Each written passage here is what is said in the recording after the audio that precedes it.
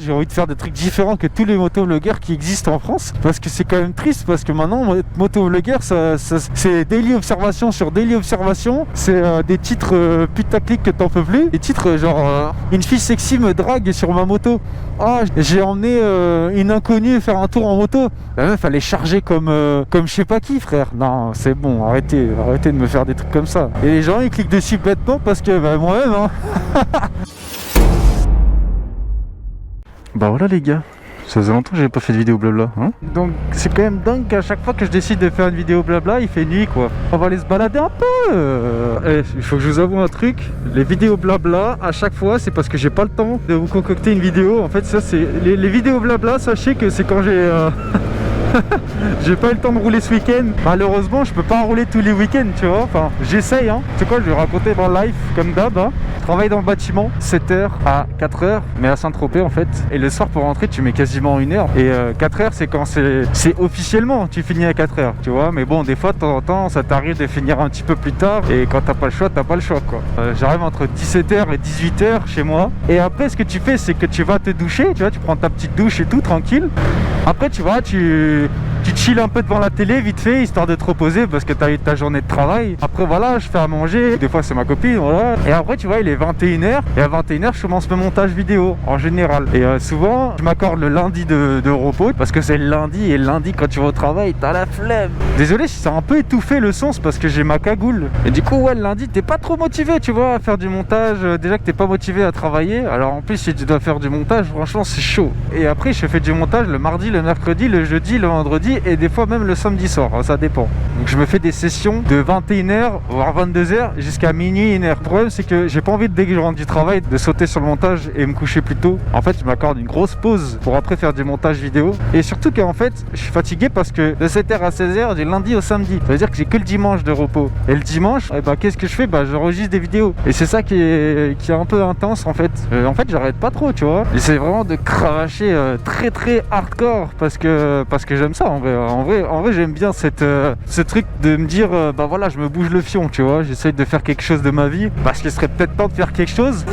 bref, je me suis étalé de ouf. Je voulais que ça dure 5 minutes, au final ça dure 15 minutes ça. En fait aujourd'hui ce que je voulais vous dire, c'est qu'il y a pas mal de petits nouveaux qui sont de 100% moto là. Il y a à peu près 100 abonnés, un peu moins. C'est la première fois qu'il y a autant. Je sais pas, j'avais 10, 20, 30.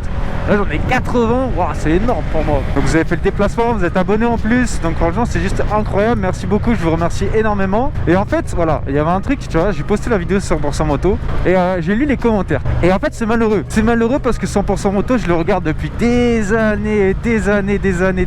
Franchement moi j'ai toujours kiffé regarder ces vidéos là. Il n'y a pas une vidéo où j'ai dit En fait ce qui m'énerve c'est sur 100% moto, quand tu regardes les commentaires, tous les gens ils ont le seum. Je trouve que c'est une super chaîne et les gens ils retiennent que les mauvais côtés en fait. Il y a quelques motards qui sont un peu dans l'excès, j'avoue, mais souvent quand tu gueules sur quelqu'un c'est parce que t'as eu peur. En fait t'es tellement stressé, t'as tellement peur que tu veux vite te décharger sur quelqu'un, et la première personne qui prend c'est la personne qui a failli te tuer. Les personnes qui parlent souvent sur ces commentaires là, autant ils ont pas de moto déjà, ils font les motards avec l'expérience, tu vois, les lignes blanches, nanani. Qui n'a jamais mordu une ligne blanche? Arrêtez, tout le monde grille des lignes blanches, des fois tu vois même pas que t'as grillé une ligne blanche. Non, c'est pas juste. Ça c'est que des donneurs de leçons qui eux-mêmes font la même chose, voire pire. Et à ces gens là je me demande, mais alors attends, t'es abonné à une chaîne et le seul truc que tu veux en fait c'est poignarder tous les vidéastes qui postent des vidéos sur 100% moto. Je trouve ça débile en fait, mais bon, grâce à 100% moto ça m'a permis de montrer à des gens mon travail, c'est juste très bien. Et à ce propos, il y a un truc qui m'agace un petit peu aussi, il y a pas mal de gens qui me disent que je fais du plagiat. Alors en fait on me dit que j'ai copié Lolo Cochet. Si vous ne connaissez pas Lolo Cochet, c'est un putain de vidéaste mec. Ces vidéos elles sont juste incroyables. Je crois que depuis que j'ai 12-13 ans, je regardais ces vidéos sur Motojournal. À l'époque c'était sorti et ils faisaient plein de vidéos comme ça où en fait ils font une narration sur la vidéo. Et en fait on me dit t'es en plagiat. Mec, c'est juste de l'inspi en fait.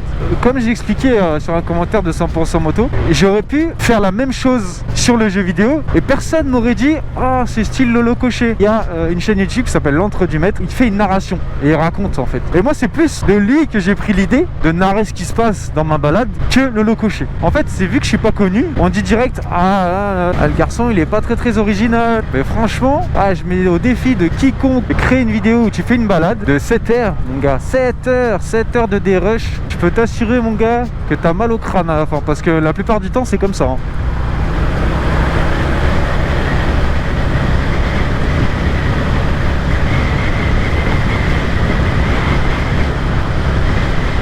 Oh, un buisson! Voilà, c'est comme ça. Mais pendant 2 heures, t'es là, t'attends qu'il se passe quelque chose. Parce que tu te souviens pas, toi, ce que t'as fait il y a une semaine en moto en plus, toute la journée. Tu te souviens pas si t'as raté un truc. Bah non, donc tu regardes pendant 6 heures. 6 heures, tu regardes ton rush et t'attends qu'il se passe un truc. Une fois que t'as pris tes bons rushs qui t'intéressent, il faut poser une voix dessus. Mais du coup, il faut trouver quelque chose à dire. Donc du coup, pendant que je fais mes découpages, moi, je me dis, ah là, je pourrais dire ça. Là, je pourrais dire ça, je pourrais dire ça. Je fais un premier jet de ma vidéo où je fais les découpes des trucs intéressants. Je pourrais dire, ah ça. Ma vidéo, je sais pas, elle va faire 10 minutes. Et après, je re-regarde la vidéo qui fait 10 minutes. Je regarde tous mes rushs assemblés. Et là, je prends un bloc-notes et j'écris mes notes comme un texte. Comme un texte, parce qu'il me faut un texte pour évidemment tout me souvenir et pas bégayer devant mon micro. Et après, hop, j'enregistre tout mon texte. Et je dis, ah là, je pourrais dire ça. Des fois, ça débite tout seul parce que j'écris. Et l'inspi vient tout de suite. Et après, il faut le poser. Et après, tu le poses et tu raccourcis tous tes rushs que tu viens de faire. Tous tes pré-rushs. Et après, tu raccourcis tous les rushs qui suivent absolument avec la voix. Et il faut que ça soit parfaitement aligné avec la voix pour que ça soit sensé, tu vois. Et après, du coup, la vidéo, au final, elle fait entre 6 et 8 minutes. Mais c'est super dur, c'est hyper dur déjà d'avoir de l'inspi pour savoir quoi dire, je vous jure. Donc quand on me dit il n'y a pas d'inspi, c'est du copier-coller, etc. Moi ça m'attriste parce que c'est un travail que je fais, je donne beaucoup de moi-même pour faire ce travail. Du coup tout ça pour dire que j'ai pris son style. Mais en fait j'ai juste pris l'idée de la narration, c'est tout. Il y a plein de gens qui font de la narration sur plein de vidéos.